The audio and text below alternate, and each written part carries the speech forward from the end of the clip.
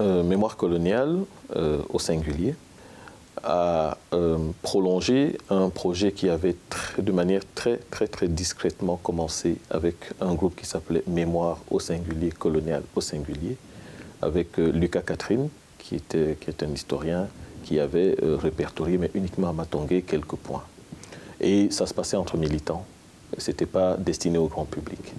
Lorsque le collectif Mémoire coloniale et lutte contre les discriminations s'est créé, nous avons souhaité décoloniser la société. Et pour décoloniser la société, on a fait une analyse.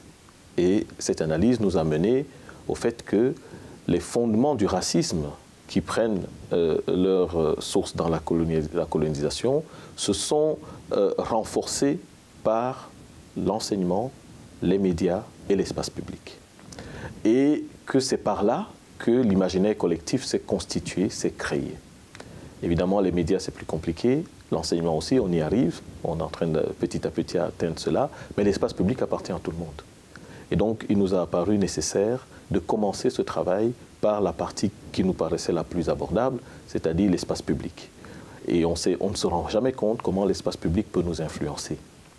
Et nous nous sommes rendus compte que les noms des rues, les espaces, les monuments avait une importance énorme dans la construction de l'imaginaire collectif, parce que les gens passent devant le même monument et sans s'en apercevoir, petit à petit, ils s'imprègnent de ce qu'on leur a dit que ce monument représente, ou cette statue, ou ce nom de rue. Et donc, insidieusement, c'est une publicité permanente.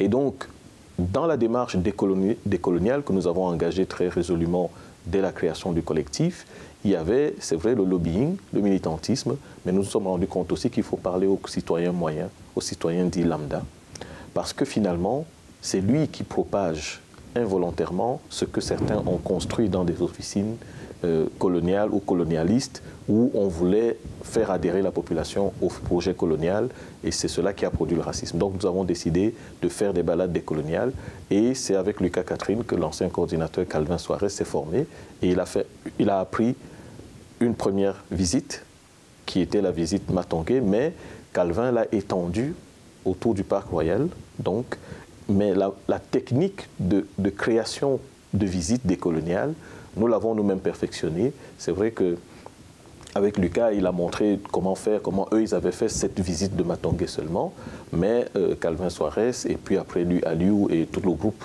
de la cellule dite espace public chez nous. Bon, je cite que ces deux-là, mais il n'y a pas que eux. Hein. Il y a Stéphanie, il y a Nabila qui était là, il y a Leslie, il y a Geneviève, il y a beaucoup d'autres. Et on a commencé à construire des visites décoloniales commune par commune. Et la technique, évidemment, on ne va pas la dévoiler, mais il y a une technique pour construire les visites décoloniales, parce que finalement, la colonisation a propagé les mêmes types de thèmes partout dans l'espace public. Partout. En réalité, on peut faire des visites décoloniales partout, parce que la colonisation et la colonialité, elle est partout. Donc voilà d'où vient cette initiative, comment elle a été créée, quel est son objectif. Évidemment, nous ne nous attendions pas à ce qu'elle ait un tel retentissement, puisqu'on se disait, bon, au mieux, on aura les convaincus qui viendront entendre ce qu'ils ont déjà lu. Mais on s'est rendu compte qu'en fait, la population avait soif, effectivement, de comprendre et de connaître. Et cela démontre que c'est positif, qu'il y a donc un espoir que le fait colonial et la propagande coloniale puissent un jour totalement disparaître. Mais ça va prendre beaucoup de temps.